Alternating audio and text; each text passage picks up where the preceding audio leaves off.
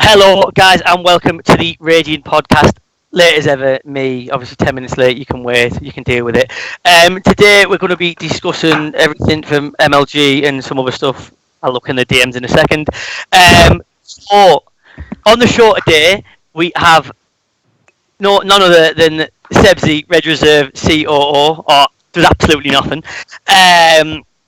We've got Daniel Mizuno, I like your name, Aaron, and then Mikael Hansen.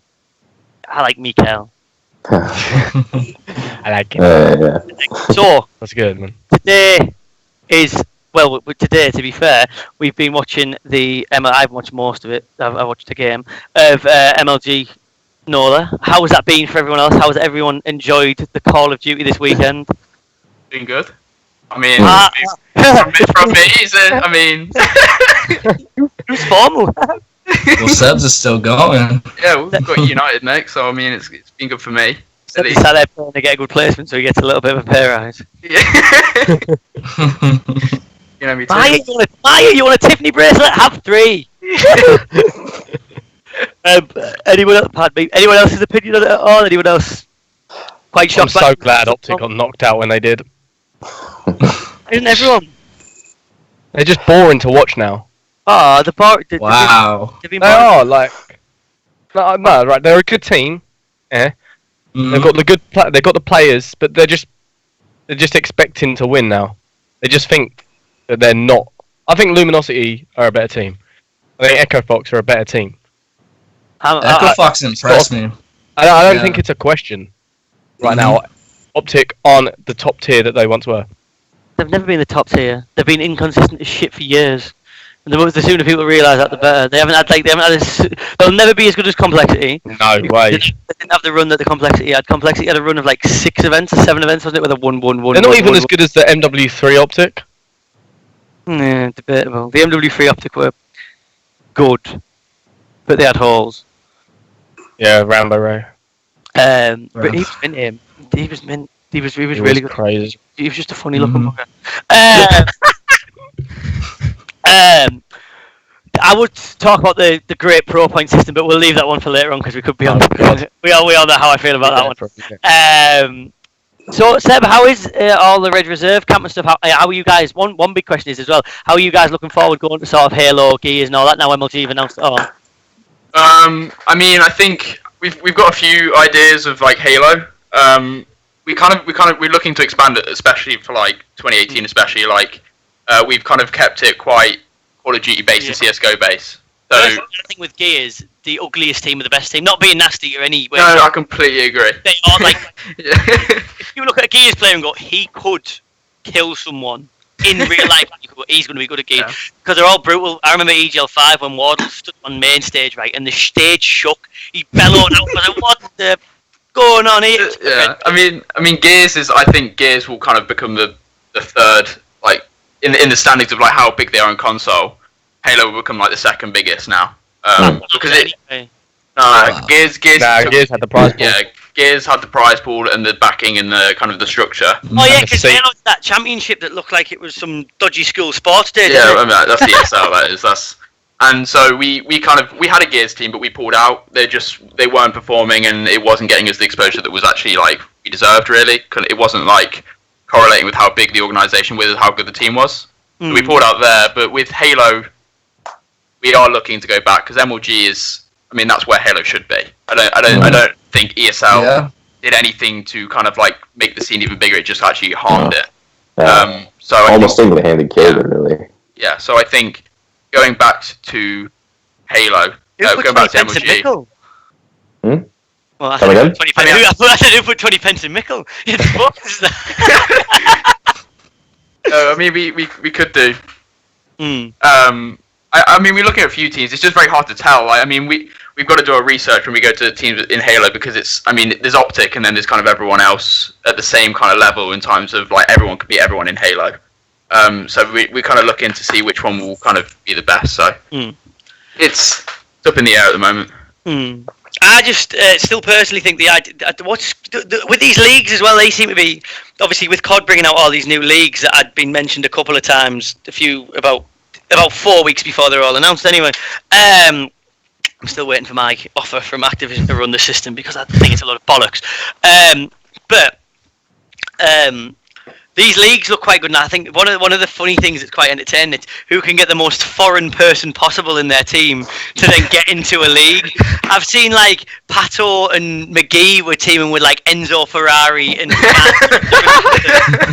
try and get in this fucking. I'm like, what the hell's going on?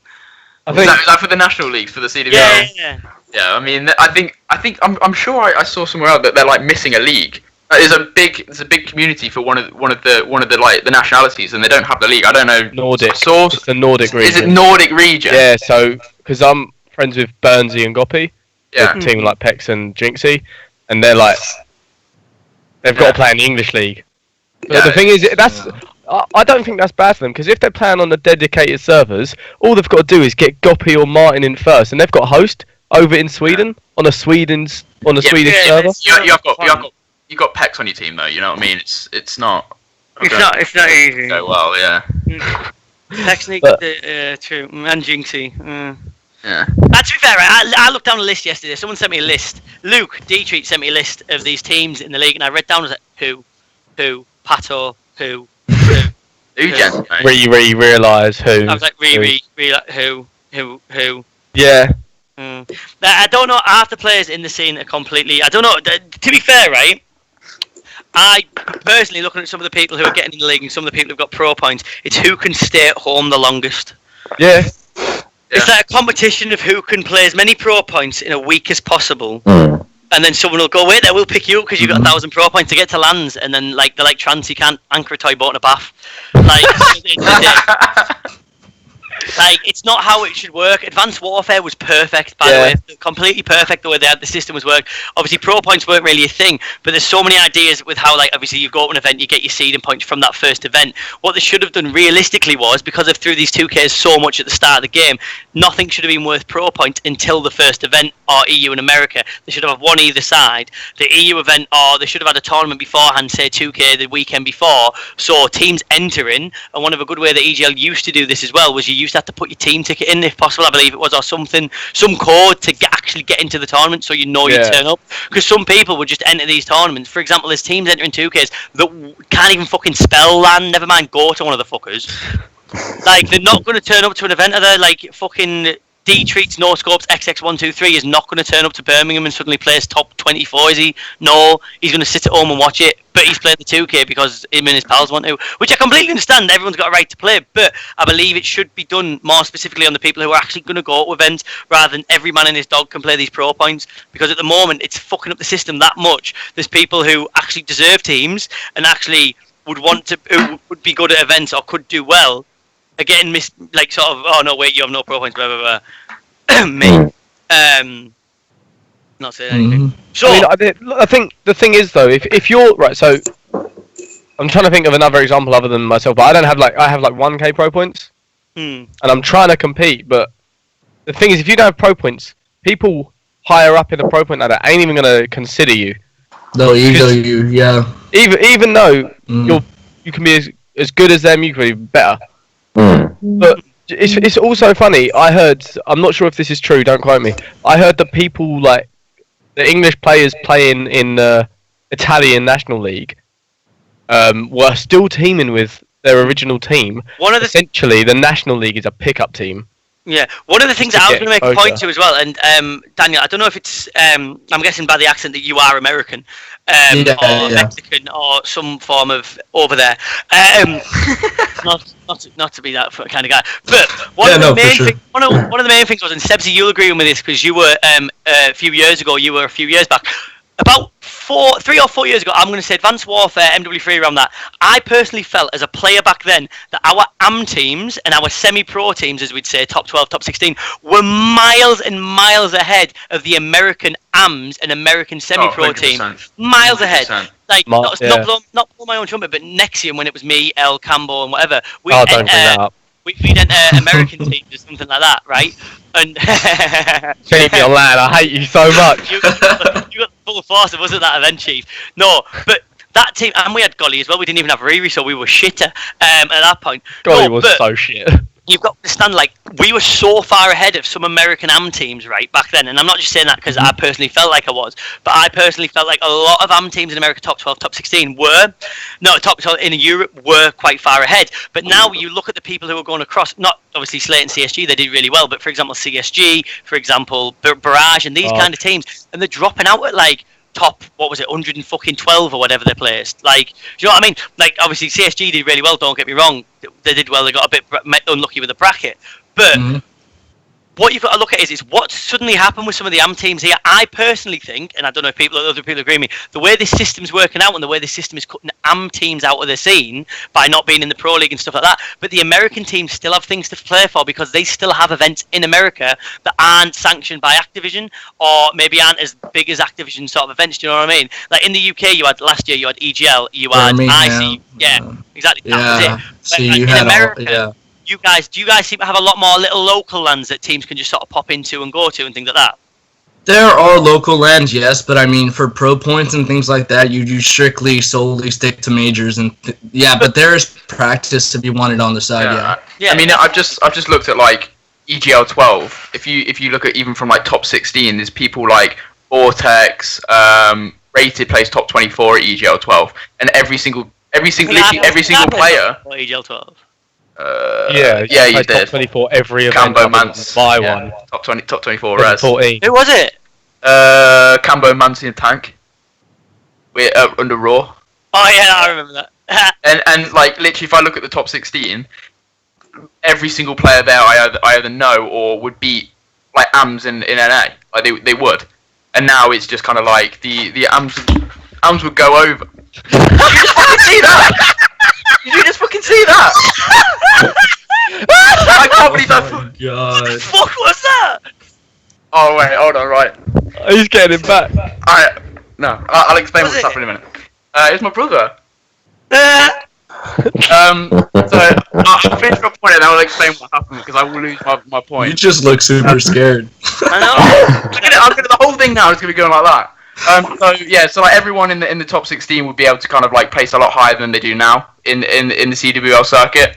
I find quite weird because it seems that like the EU at the top has got a lot better, but then EU overall is kind of like if you average it out, it's got worse. And again, that's because, and it's a point I made on the Cryptics podcast as well. There's no fucking grassroots with it at all. There's no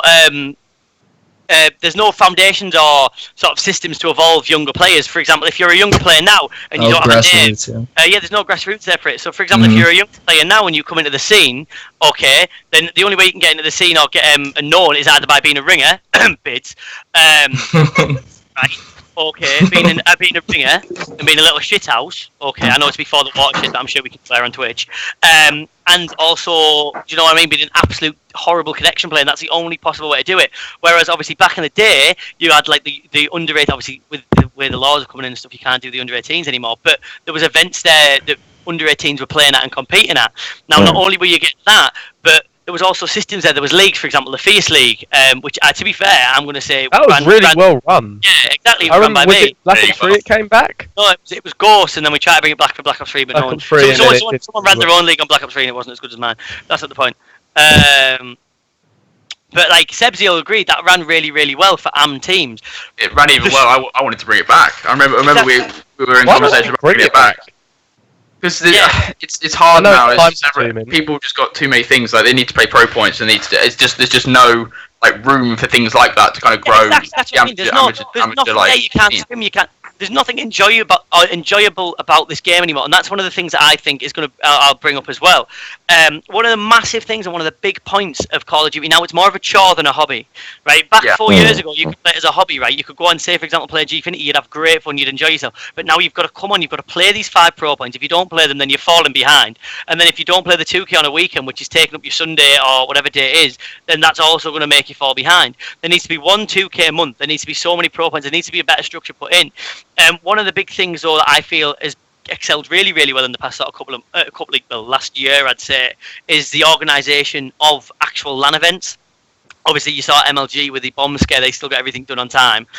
You saw MLG this week again ran really, really well. But EU events from years and years ago? I don't know if Mikkel, what events have you been to any events yourself or? GFIN was my first event last year. Last year. Okay, was that the Open? Yeah. So Yeah. you saw obviously there that was still obviously there was still always little bits that could have been better. It could have been better. But Yeah, exactly. There's still things that they're improving, which they're learning over time. But one of the big things was about about EGL 5. So 6 years ago, we didn't finish playing until 5:30 in the morning. I remember watching. Really? I remember watching like was it TCM or someone? No, not TCM. Someone versus Optic. TCM. No, Western Wolves. That was it. Western Wolves at 5:30 in the morning playing Optic. It was horrendous. Like, but. What are your guys' opinions on sort of events being ran and how they're being ran? And do you think they're being ran well around players now as well, around the pro players? I think the pro players are getting beacon more than anything rather than the AM players. I think things need to be sort of evened out a little bit more. That's just a personal opinion, though. I think it depends on the event. First thing, like if it's an open event, fair enough. Like catered to, I think you should cater to everyone. But I don't think there should be this pro section. Maybe there should be for like the teams that are on that another level of publicity. Maybe just to keep them out of the way. Pro section's understandable. That's obviously going to be there because they're in the pro league and stuff like that. What I mean more is some of the way teams are catered to. For example, like some of the teams, like you're getting blasted with like COD all day, which is obviously these nerds' dreams. Are going to COD events for fuck's sake. Like people who complain about playing too much COD in the day need to fuck off, in my opinion. But I just feel like MLG have set a standard with how to run events. EGL last year was a very good standard of a well-run open bracket by myself because I ran it, and that's I ran that event, and that was fine. What sort of little events have been popping up in sort of Mikkel in your areas and stuff like that? And obviously Daniel, what little events have been popping up around for you lot? Are there any events that you guys feel would be quite sort of that could help with the sort of Activision circuit? Because obviously MLG have this dominance at the moment, don't they? I think for Halo, you want to go ahead? You can go ahead. No, go ahead. Hey boys, Sorry about that. There's enough time for everybody to talk. Yeah. Nah. For Halo, right? There's literally nothing. There was one. I think there might be small events that you don't hear about in like Germany and stuff. There was one in France a couple of months back. I think it was after GFIN or just right before. I can't remember. Cool. But it's like so. Everybody heard about it because it's a tight-knit community in EU, but people didn't really want to go because there's not like a huge budget, I think. When I think about it, then it's just there is literally nothing. There is one that is GFIN. That's the only thing that's available in the EU for Halo. Like as a thing is coming. You know what I mean? Whereas, especially as I'm from Denmark, there is nothing. Like Halo is not a game in Denmark at all, and it's barely even here in Europe. There's scattered, but I don't think there's. Like, maybe there's local events that you don't hear about, but I personally haven't heard about it. I know there's an Italian league, I think, like an Italian championship or something. I think. I'm not 100% sure. But besides that, that's only GFIN, yeah. I mean, how's the venue? Like, is it like a nice size, like a nice round venue as well? Yeah, for GFIN? Yeah. Yeah. I think GFIN had Wembley. GFIN, no, Twickenham, wasn't it? Wembley. I was there. The one you're thinking about. Yeah, the last time it wasn't at Wembley. It was in the GFIN arena. It was in the GFIN arena. Yeah. They've got the GFIN arena, which is the View Cinema in Fulham, which personally I've never actually been to it myself.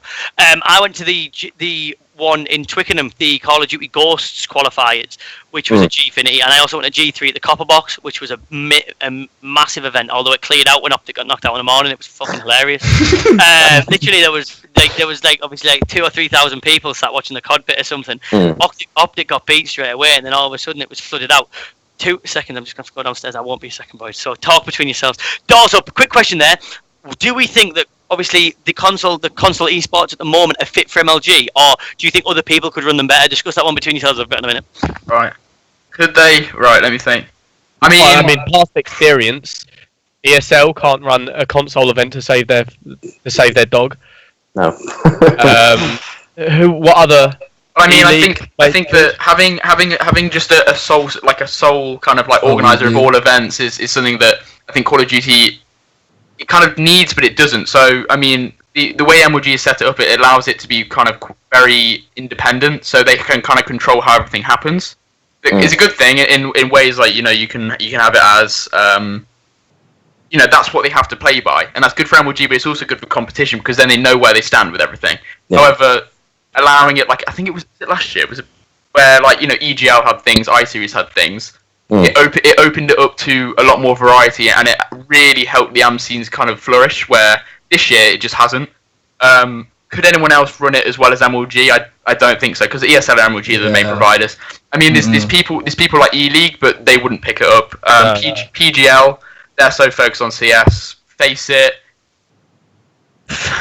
could have a pop at it, but again, they're very PC based, and I can't really think of anyone else that would be able to really kind of push it to the next level that MLG couldn't. I mean, I still think that they should try though. Like that's the thing that really annoys me is when a sort of an EGL don't try. Like EGL, they don't have an event this year, at least on the timetable. Yeah, EGL don't have an event. That might change though. Yeah, but again, EGL kind of pop up sometimes, just kind of. They just kind of like pop up sometimes, just kind of like at the end of the year and have an event. I think they did that in Advanced Warfare or something like that, where they did had an event at the end. 14.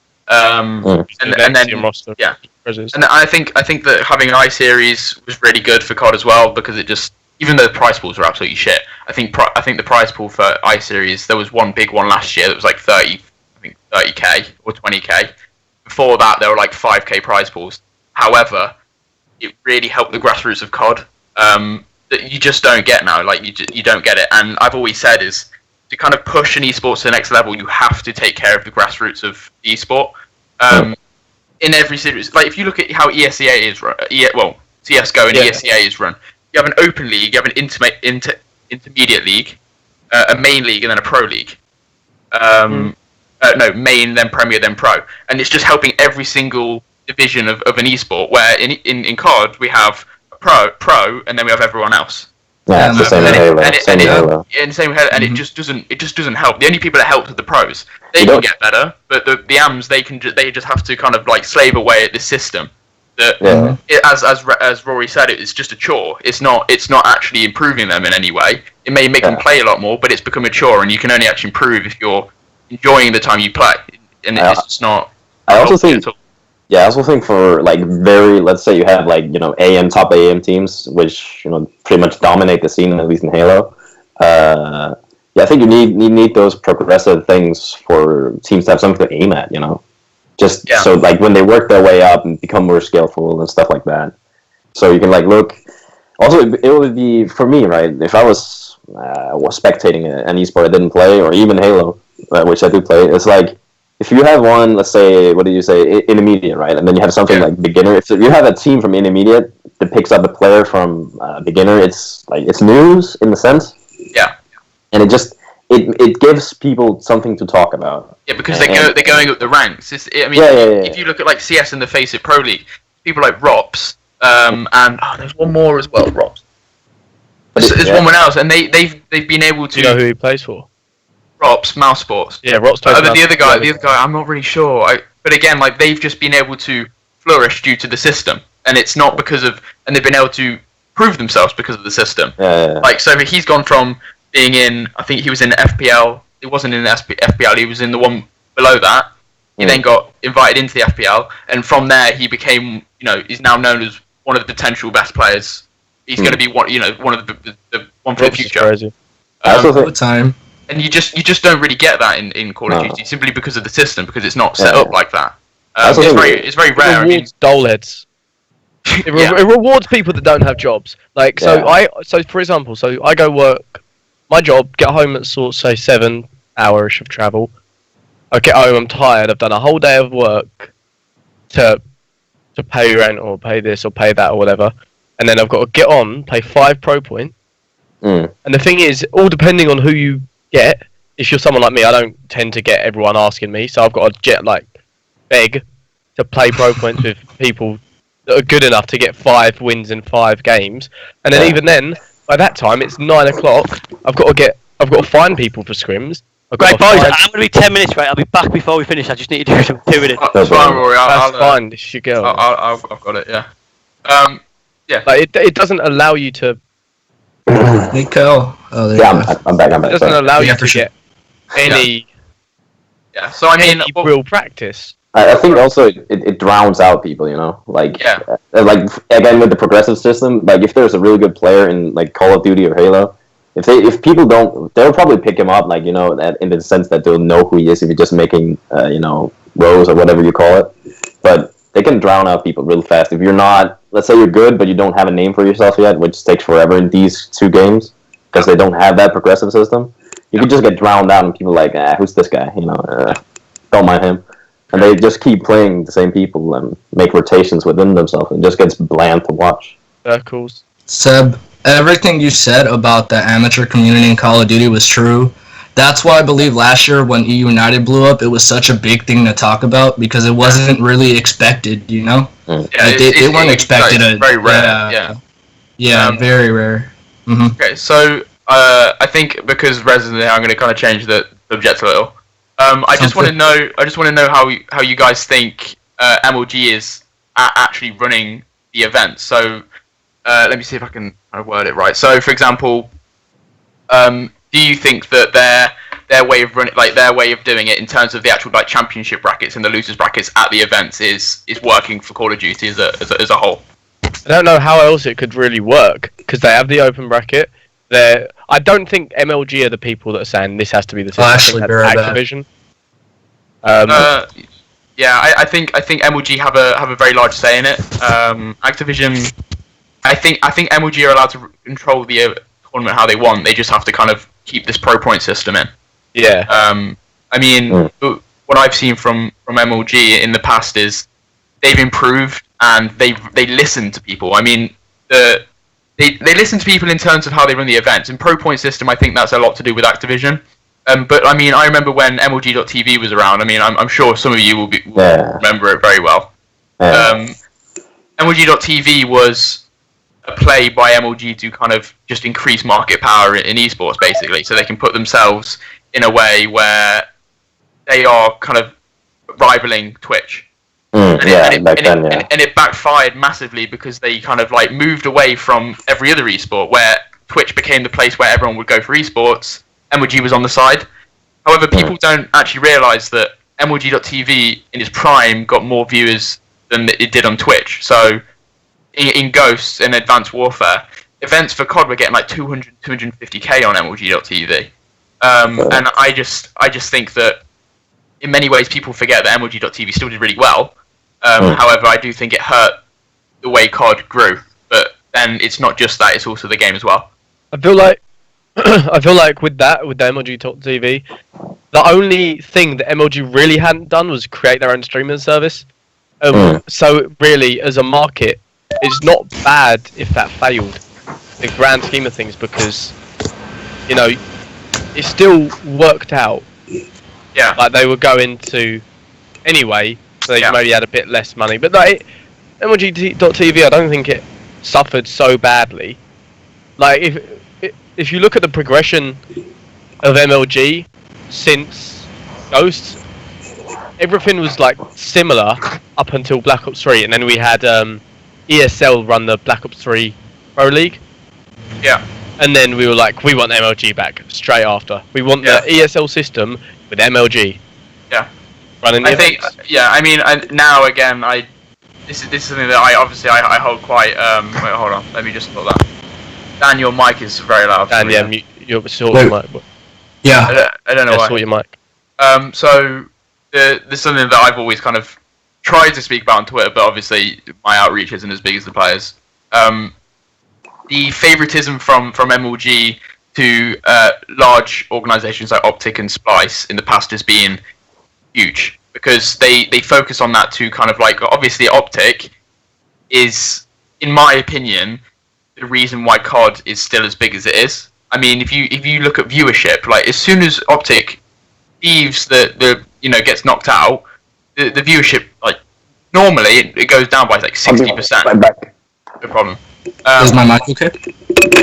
Yeah, I think it is now. It is now? Okay, perfect. Yeah. It normally goes down by 60%, but nowadays it's kind of like, so they've always favoured them. So, for example, we were going to be on Bravo. We were going to be on the Bravo stream against Optic, just about an hour or 2 hours ago. when the losers bracket game shouldn't have been on Bravo at all. Obviously, it got changed because the storyline between EG and Doom, but like we were going to be on Bravo because it was Optic.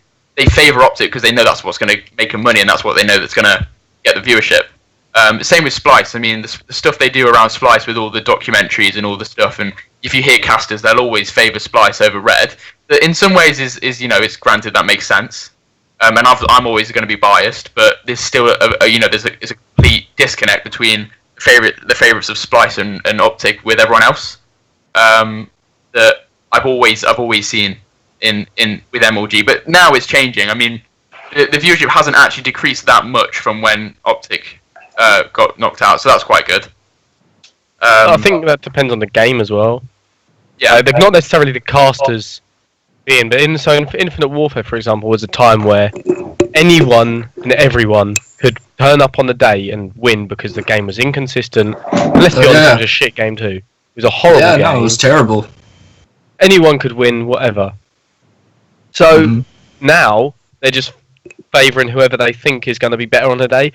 A lot of the commentators, from what I see, they go off the last event and they might chuck in a 2K. Oh, Splice, that was the prediction for Splice beat. Who did Splice lose to again?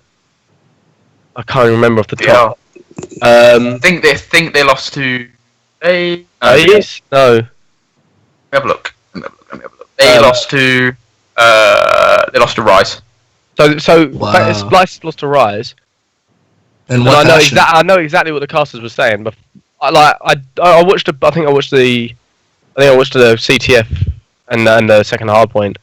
I know exactly what the casters were going to be saying before that. They were like, "Oh, Rise not been performing too well online, or at the last event, can they come back?" And they wouldn't analyze it all that much. They'd be like, "Splice placed here, and had one dodgy 2K." Casters and COD are horrible. Awful. Yeah, horrible. They are because the problem that I always see is that the casters are friends with the players, and there needs to be a disconnect between the two.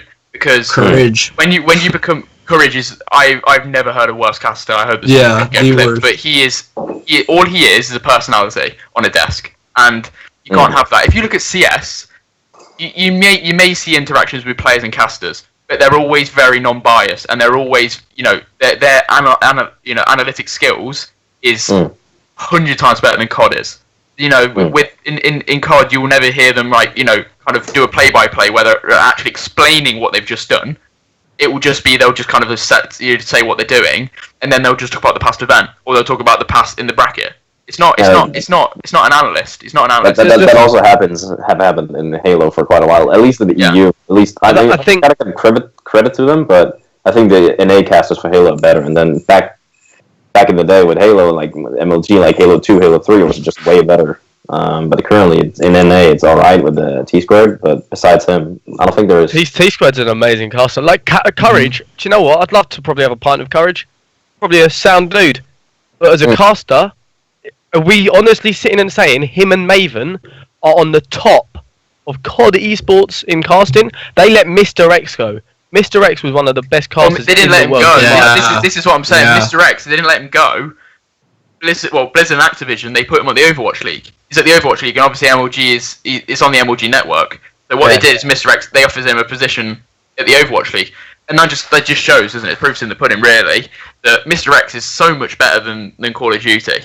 So they put him on Overwatch League, where hundreds of thousands more people are going to see him, and we've been left with, for some reason, it's like Courage and Maven are kind of like the top tier. Where I watch Ton, and Tun's like 10, 20 times better than them, and it's just like simply because their personalities and children basically, and the demographic of Call of Duty, under 18s, Optic fans, they like that. They like someone that streams. They like one that messes about. They like some people that favour Optic or favour people that they favour. Or over-exaggerate a lot. Yeah, I just imagine like Courage sitting there just like proper bum licking scump. Oh, hey Scumpy, how are you doing? How are you doing, man? Like, piss off. Like that would annoy me as a player. I'm not sure, like, because it's hurting the scene that I'm trying to properly represent. Like, I don't see how anyone can think Maven and Courage are better than Ton. Bryce, I think Bryce is a good caster. I think he's a good caster. Like, in my opinion, you might differ. But the UK casters, being biased, of course, are better than those NA casters. Like, Benson, crap caster, get him out. He's not English. He's not English. He's got an American English accent, and it just sounds like it makes. Wait, Benson? I thought you guys would have supported him. Oh wow, okay. Benson is he's awful. Like I miss Puckett so bad because this is again, something new to me. Puckett was a really good caster. Puckett's nice. Yeah. Puckett's now at the he's now the what do they call him? Like he's the head of the OWL. Like he does all the presenting. There's a reason why they've taken Mr. X and Puckett because they were the two best people in America. I don't know if you. I think where you honestly. Yeah, you know the fact where you talk about where you explain what's happening on screen. I think that's better for, let's say, I think you remember Chris Puckett's top 5 or top 10 plays for MLG. Yeah. Stuff like that, right? Where it's happening fast and you can watch it. He explains it then like, oh, this guy's going for the let's say triple kill or whatever by a ninja or whatever, Halo wise, right, or a no scope or something. That's way better, but you need the analytical skill.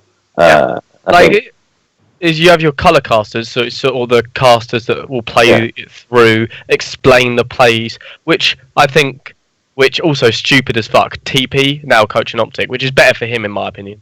A lot more money. But yeah, like crazy. Yeah. And then TP was the best color caster in COD history. Yeah, he was incredible. No one, maybe Fwiz. Fwiz and Puckett as a duo were better. See, this is what I mean with Fwiz. Fwiz was a personality, but he didn't favourite people, and he didn't stream every day. He used to shit on Optic. Yeah. He was like, they're my boys, man, but yeah, I gotta give this to complexity. Like, that's what he would be. that's really true, yeah. Like, that's what he wouldn't, like, Courage...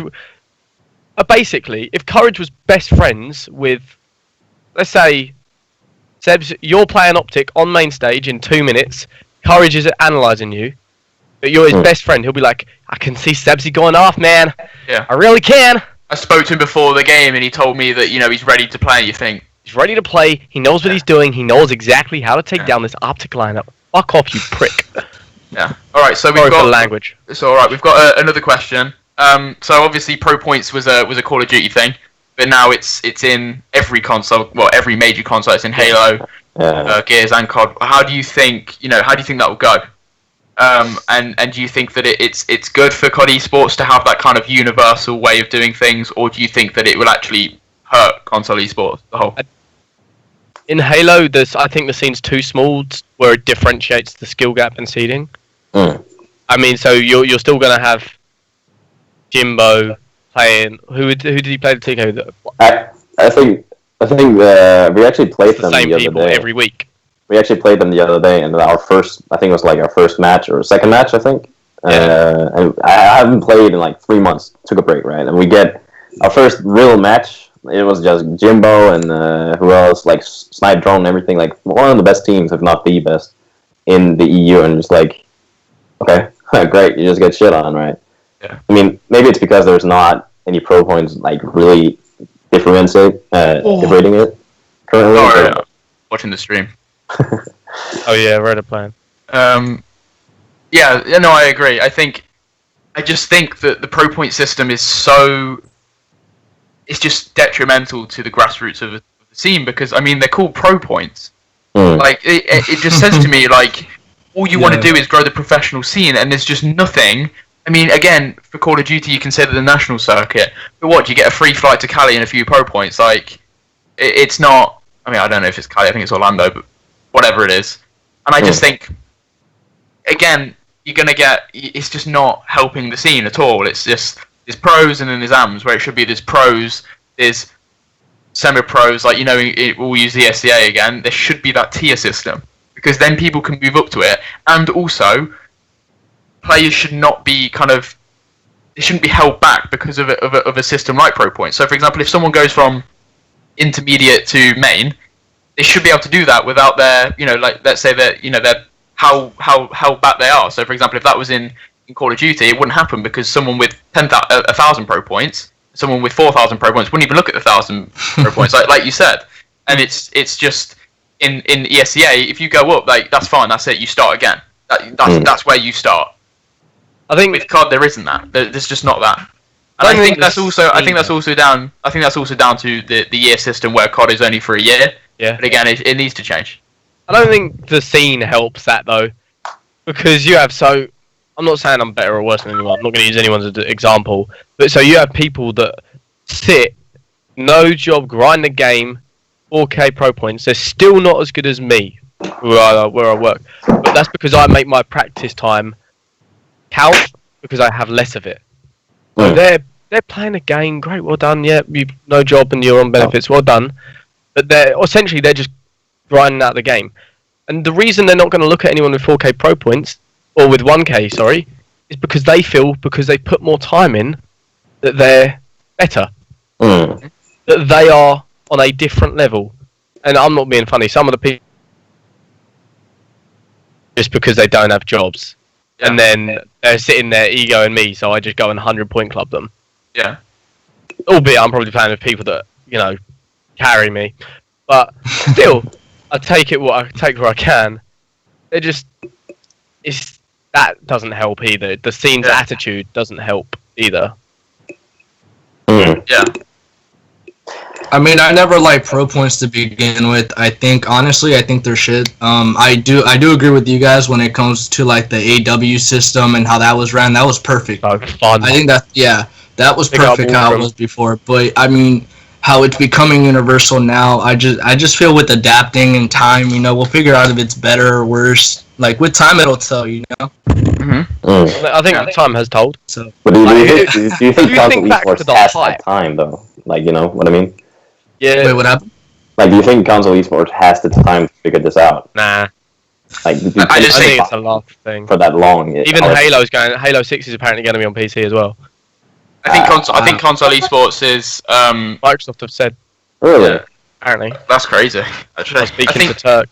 That's gonna be weird, man. That's gonna be weird. I think console esports is one where the way that the game is run, where it's on a yearly cycle, and the way that the pro points works, COD's growth or even console growth is halted. I genuinely don't see it. I mean, this will actually move on to the next question.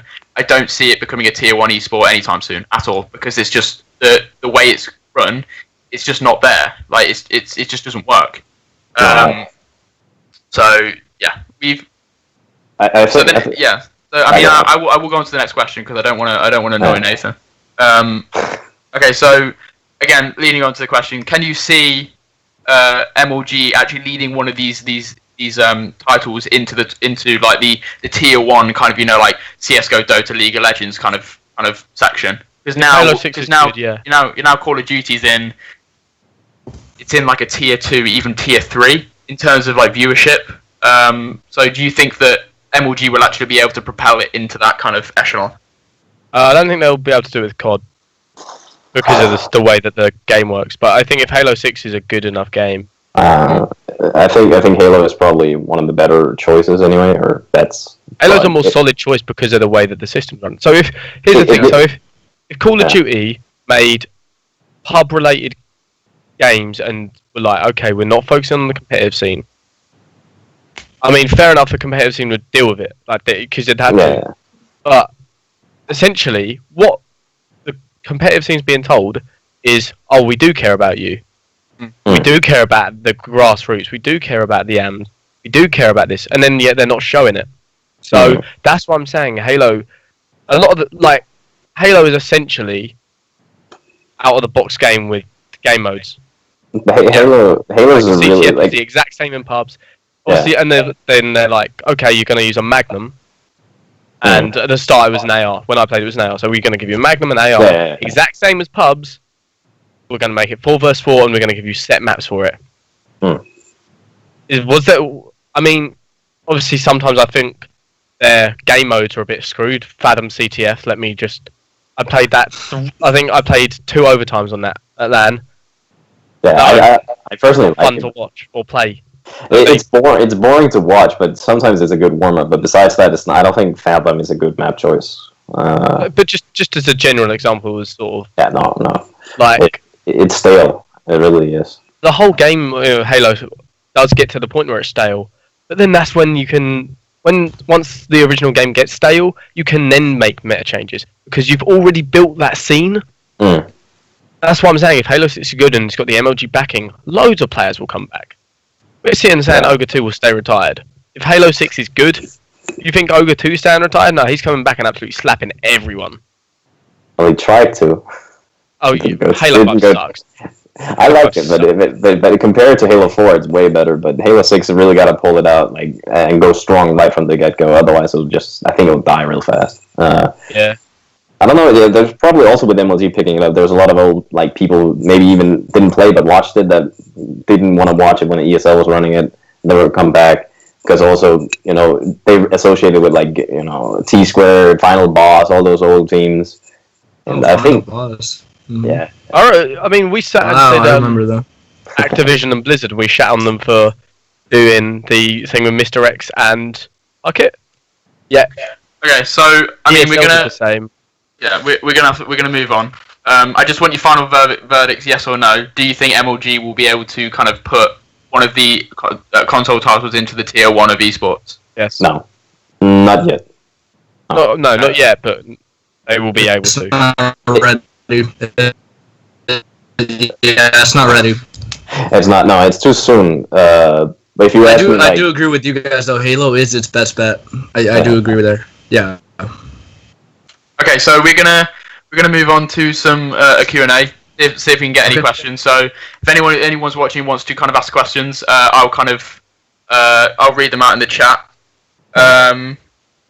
So got a question from Quake saying, do you think an Overwatch League style competition for COD or Halo would be good or bad for esports of the game? So I'm just going to explain what the OWL kind of consists of. I'm sure you all know. Yeah. Just for the viewers as well. The Overwatch League it's geographical franchising. So it works out as people or different organizations or different groups of investors came together and bought a spot in this, and they had to kind of become a city. So, for example, the Philadelphia Fusions, Houston Outlaws. Houston Outlaws is owned by Infinite, that also owns Optic. London Spitfires is owned by Cloud9 and all that stuff. So this kind of like franchising. So one of the main kind of like strengths of it is that people create this. If they're from that place, so for example, I support the London Spitfires because I'm from the UK. Yeah. If you're from Houston, you can kind of like support that team as if it was like the Cavs or Golden State Warriors or Man City, Man United. So, do you think that in Call of Duty and for Halo that would work now? In the future, it may work, but like now, if we put it into the next game. I mean, I'm not going to sit and say it wouldn't. Like, there are ways, but it depends. Are they going to fly however many people? So if isn't it like 10 players in the Overwatch in your like squad? Well, I mean, there's 6 people play, but you can have I think the squad is up to 12. That makes it quite interesting because even in a best of 4, because it's in best of 4s, they get quite complex. So I won't go into that, but like they can change players in and out. So, okay, so if you had best of 11s, and it may, but if you're just gonna fly 10 people out to another country to play a best of 5 series. It wouldn't. No, they're not. Well, I mean, how it works is that all the players are accommodated at the studio. So, yeah. Where else? I think it's going to work like that in the H1 Pro League. I don't know if you know any about H1Z1, but their Pro League is going to work the same. So there'll be a season. There'll be like a few weeks where all the teams and all the players are in accommodation and they have hospitality while they're there playing, and then they'll just kind of like travel like down the road to the offices. So that kind of system. I mean, in my opinion, I'll obviously let you speak, but like in my opinion, I think it would. I genuinely think that way of geographical kind of franchising, the way I saw it from the Overwatch League is incredible. It genuinely is incredible. Like the amount of support from where people are and the growth that it's going to have. I think that's the way esports will be, and I think that's how it should be, because it allows people to not just like latch onto Optic because they're from that place. Or just because they're opposite, but you can latch onto them because they're from Houston, or you can latch onto like us because Birmingham. We can say they're from Birmingham. Even if we make if it's making rows, even like let's say one from Birmingham is doing really well, right? And people in that area will pick up on them. Just maybe people who are not really into esports might be like, oh, okay, these guys they're from the same place as me. I might as well watch them or support them. Yeah. So I think you're right there. I think that's a good way to go forth, and it just to grow the community, really, to grow the whole franchise. Yep. I think it's more available or better for COD, at least in the EU. For Halo, it could work in the NA, I think, because the scene is a lot larger. But I think, yeah, I agree. For me, I would definitely want to watch someone from Copenhagen, be like, okay, that's Danish, and like, yeah, what is it called in CS:GO?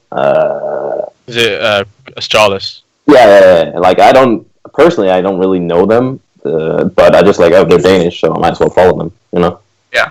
Yeah. I mean, okay, that's good. I like that. I agree.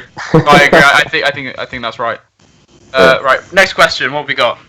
How important do you think streamers, content creators are to esports org? I mean, I can start this off because it's something that Red is actually really kind of going for in 2018. I mean, the way I've always seen it is, if a team isn't performing, if your teams are not performing as they should, content is there to back it up. So, Vision, Optic, they've just placed top 12. People will watch Vision, and you can send that to a sponsor and go, yeah, our teams may not be performing right now, but our teams are like, we've got content behind them to show you what we can do. Simple as that. And it's just it's what every single organisation should strive for. It genuinely is. You also get constant exposure, right? Oh, and the exposure is incredible. Yeah. It's absolutely incredible, and I just don't know why. I mean, if it's you look underestimated. If you look at E United, it's crazy. They've picked up like 6 videographers because they know, and I've got to give props to, I think his name's Clerky or whatever his name is.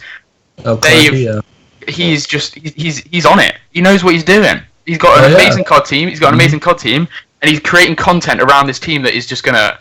It's just gonna work. I mean, he's got a smart team and he just knows what he's doing, and he's doing it perfectly.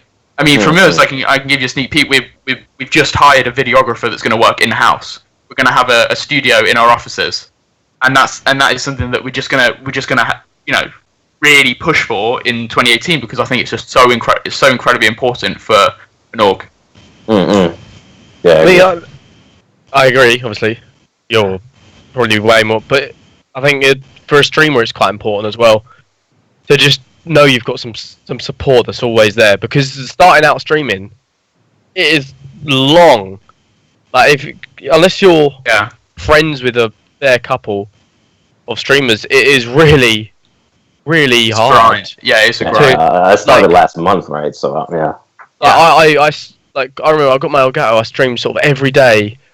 I streamed an hour on Christmas, albeit we weren't doing anything. I streamed an hour Boxing Day, and then I had sort of stuff to do, like work and stuff, so I couldn't stream at sort of the hours where it was good to stream at, and it just like you fall off so quick because it's such a grind, and it is draining. Anyone that streams, like I'm quite an energetic person, but I'm also I do get tired. So if I'm in streams, I'm having 100% energy. After I'm conked out on my bed. Yeah. No, I have complete respect for streamers, and I've spoke to so many streamers over the time I've had in Red and Orbit. That's been about 5 years now. Every single one of them puts 100% in every single stream, and you can tell. You can actually tell between the ones that are going to make it and the ones that aren't. So I mean, I don't know if you know Exposed. He's a big COD streamer. Yeah, Exposed. He's under TK, right? He's under TK now. He was under Red before. Yeah. And me and the stream manager, we just saw him and we were just like, this guy is it. Like, he's it. You can tell that his persona and the way he is he's just going to blow. He is. And I mean, he did. I don't want to blow it. And you can just tell that people are going to make it and people aren't. And it's just because they can grind and they just know what people want to see. And to implement that into an organization standpoint, that's just what you want. It's just what you want. You want people that are passionate about the organization, are passionate about their job. And if you have those two things, to sell an organization to a sponsor is the easiest job I've ever had to do, because you just know these want to be here. They can do everything for your company, and they can sell your company like no one else can. And its content is, in my opinion, up there with success of teams. It is. I mean, if you look at, I know Nova's here, and I'm sure you'll love it, but doing things like this podcast and things with Radiant that I've seen, it's just the way to go because he gets it. He gets that his teams may not be at the top of every esport. His content makes up for that, and he can go to it. He can go to a sponsor and go, "This is how it is. This is what we've got, and this is what we can give to you." On a minute. It also shows great like what do you call it? Communication or contact with your fan base instead of just tweeting out, "Oh, we're playing this game." That he actually takes his time to make his podcast, get us together, and I think he also streams himself. What I liked about you get a face of an org, you know what I mean? Yeah, and he didn't sort of just say, "Oh, it's going to be strictly Radiant." I want the entire. He wanted the entire community. Yeah. He wanted. He got a Halo player. Yeah, and just he got variety. Yeah. So it worked out in that. Okay, so we're gonna have to move on because we've just had like we're right now we've just had 8 questions. Yeah. Really? So I'm gonna see how much I can stay out of this one because I really want to see what you guys think. Okay. What do you think is the biggest difference between a wannabe org, so like we'll call it an amateur org, or a respected organisation?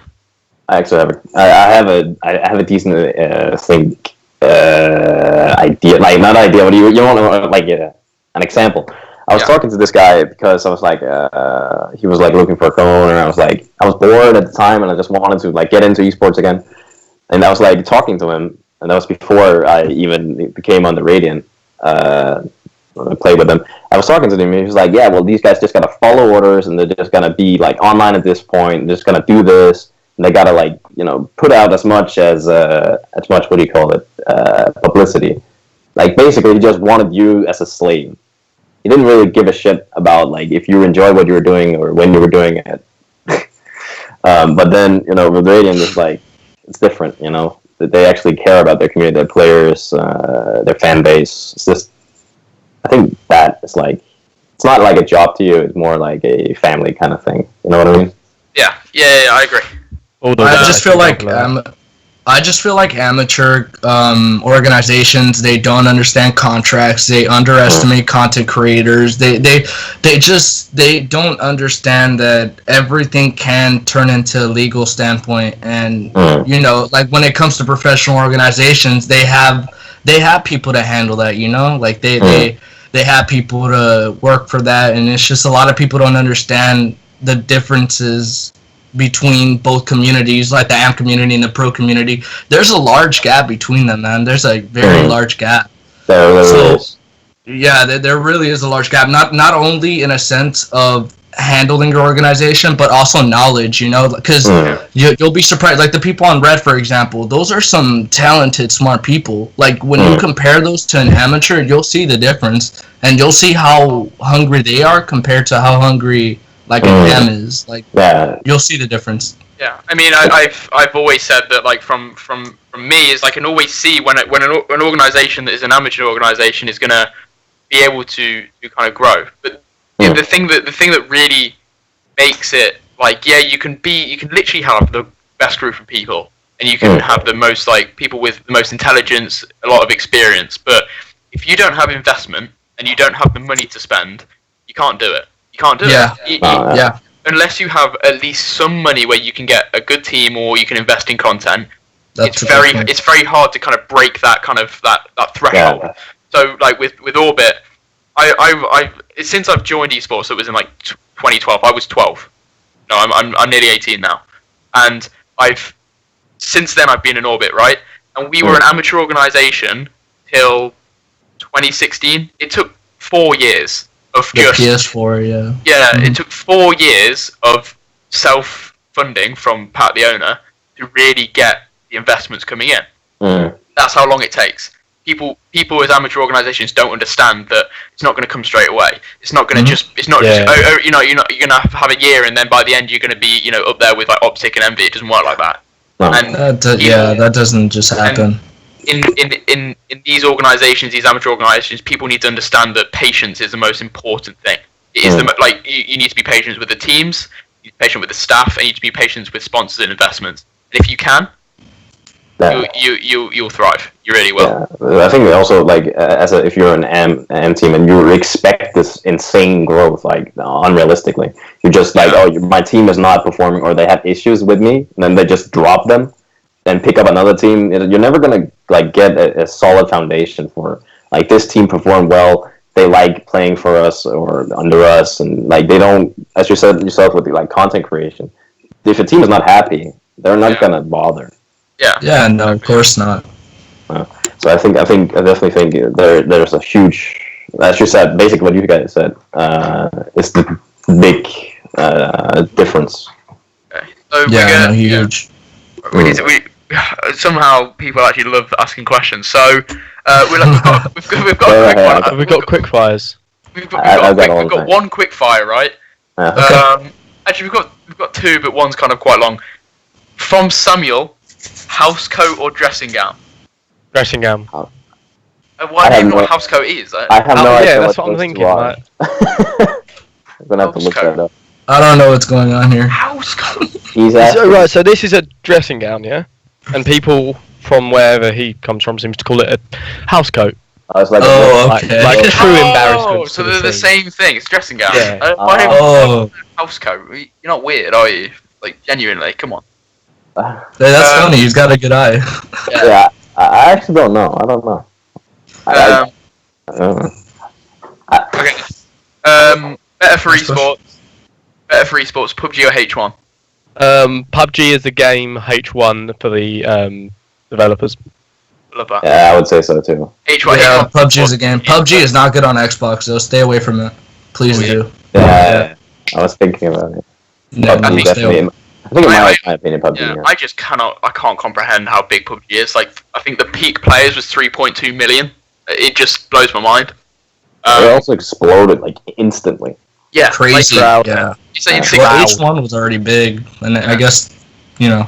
I mean, you can see one of the casters from Halo not move, but he's like pretty much only talking about PUBG now. And that's how big it is. It just blew up. Sims. Yeah, Sims. Yeah. Yeah, and Ninja. And he had disrespect, and Ninja's everyone gone completely. Ninja has gone from Halo to basically PUBG, H1, Fortnite. He's playing Fortnite. He's got a steady 20,000 viewers the moment he turns on his stream, and that's just how insane it is. And that's just He's Fortnite. a good streamer. That's what I mean by streamers. Ninja's like he's entertaining. Hours and hours. He's just. Oh yeah, Ninja's great. I mean, he's one of my top hosted channels anyway. Yeah. Okay, so we've got. Let's see. How do you see the future of COD Esports if it continues how it does now? That's from Jack. I don't know who Jack is, but I'm sure he's a nice guy. So in the system, and if the system, right, one, it depends on the next game. Obviously, the games after World War II. I actually think World War II is an amazing game. I think World War II is the best COD since. I mean, I think it's better than Black Ops 3. I think. Yeah, it was 100%. Yeah, it's Black Ops 2. It's not as good as Modern Warfare, but it's better than Black Ops. Yeah. Yeah, I mean, agreed. It's the best COD in a long, long time. So, I mean, that goes without being said. Yeah. So how do you see it? Like, do you see it progressing? I mean, again, we kind of touched on it, but do you think it will like stagnate? Do you think it will stay at, a steady 30-40k viewers for the event, or do you think that it will kind of something will happen where it hits something and it just like explodes? Depends if Optic are playing or not. Yeah. I'm sorry for cutting you off, but I forgot to actually touch on this beforehand. MLG needs to push away from Optic, right? I mean, it's doing it, and because if you push away from Optic, people kind of latch onto other teams. So, for example, I mean, E United's the main one. They've put a lot of content, a lot of progress on, not a lot of on the light of COD Esports on E United. And that's really helped because, as I said, Optic are out the tournament, but the viewership is still quite high. It's not it's not dropped like it used to. I mean, I remember in like Black Ops, was it Advanced Warfare? I wouldn't say Black Ops 2, but in Advanced Warfare and Advanced Warfare, it just Black Ops 2 was pretty even, to be fair, because Optic weren't everyone sort of. If you watched competitive COD, you were watching it for the. Most people are watching it for Optic. They are like they're not. They just want to see Optic win, and I think that moving away from that is what will grow COD.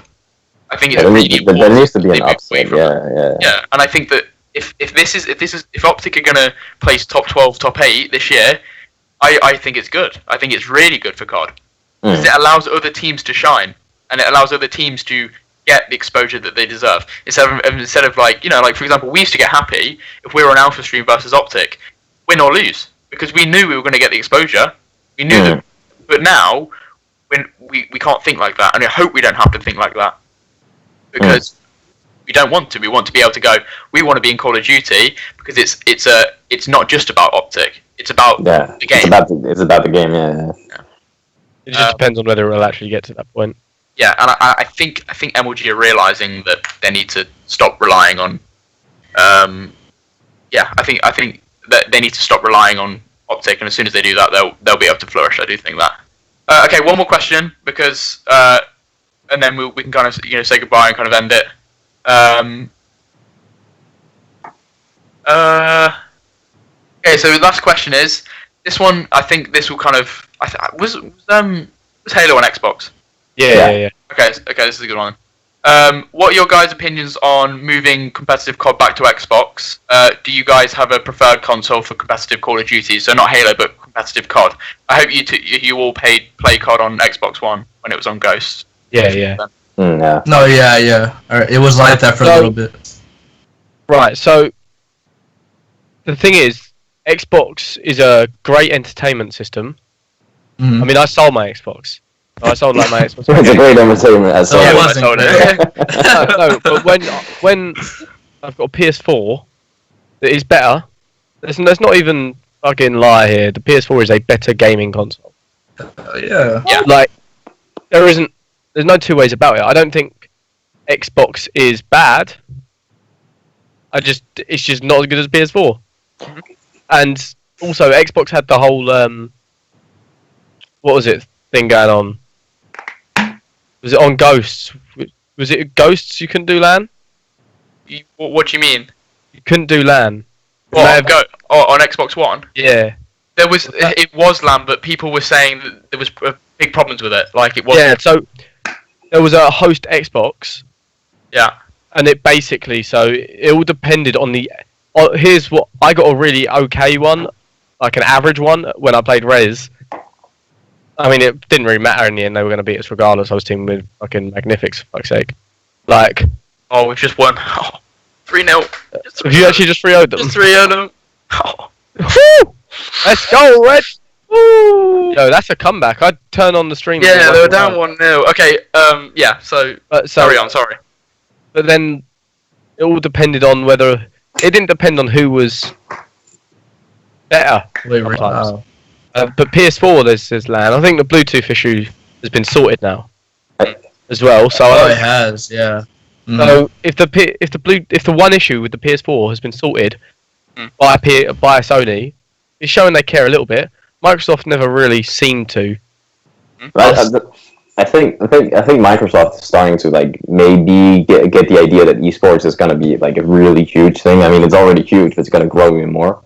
And I personally, I don't know a lot about Sony. I never really owned the PlayStation, but I'm kind of thinking maybe Microsoft has the more will to spend on it if they realize it. Maybe I don't know if the X has. They should have known from the start though, because there was a lot of revenue like going into those COD Ghost events. Like they should have known from the beginning. But I just feel don't fix what's broken. I agree with you. Like on PS4 fixing the Bluetooth, like the only issue that was wrong with the PS4, they fixed it, Don't fix what's broken. Like, stick with PS4. I think it's a good thing. Obviously, if the contracts and stuff come out, I don't think anyone will be sad that we have to go back to Xbox. Oh, no. I mean, they'll just have to adapt. But all the while that everyone's right, you've forced the change. Mm-hmm. You forced it, done, dusted, lovely jubbly. We're all used to the PS4 now. Don't move it back after 3 years. Yeah. Too much change will split up the population again. Yeah, and then I remember, and the PS4 change brought the community together in Black Ops 3. I mean, I remember, Scraps and that PS4 players, weren't they? And then suddenly, they're pros. Like in the first game that they're given the opportunity to thrive on, it just shows that there's talent on every console. Question is, what if they made crossplay available? Do you think that would work?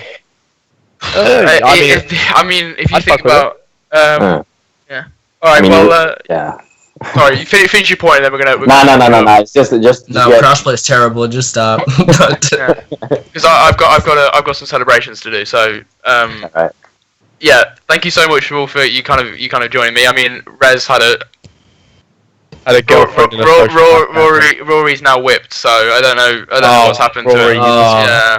That's what happened. I've known him for Precious years, son. and that's the first time I didn't expect that from him. But thank you so much, Radiant. Thank you so much for kind of like hosting this and allow us to all talk about things that we're very passionate about. Sponsors, thank you, Money Matches, GT Omega, and I'm probably going to forget one. I'm sure there's another one. For kind of sponsoring the podcast. Is it? Have I forgot one? That's it. That's the two. Okay, brilliant. And that's it. So thank you all for watching, and hope you tune in next time. I don't know if I'll be here, but maybe. Goodbye.